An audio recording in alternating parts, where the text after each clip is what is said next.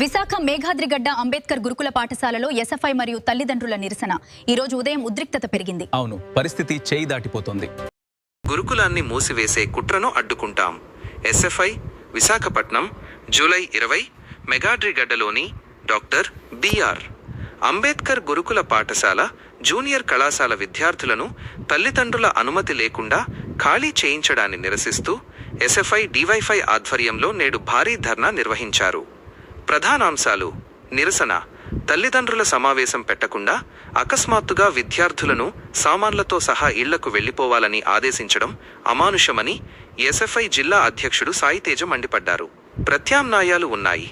ఐఐటిజేఈఈ NEET coaching సెంటర్ల ఏర్పాటును తాము వ్యతిరేకించడం లేదని, అయితే దానికోసం ఏళ్లకుగా నడుస్తున్న పేద బాలికల గురుకులాన్ని మూసివేయడం సరికాదన్నారు.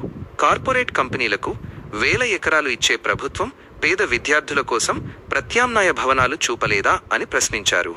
అధికారుల హామీ: ఎస్ఎఫ్ఐ ప్రతినిధుల ఒత్తిడితో ప్రిన్సిపాల్ స్పందిస్తూ జిల్లా అధికారులతో మాట్లాడి రేపు మంగళవారం తల్లిదండ్రులతో సమావేశం ఏర్పాటు చేస్తామని హామీ ఇచ్చారు.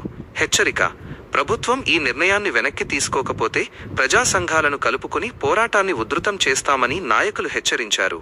ఈ ధర్నాలో డివైఫై నాయకుడు ప్రభు 50 మందికి పైగా తల్లిదండ్రులు, విద్యార్థులు పాల్గొన్నారు.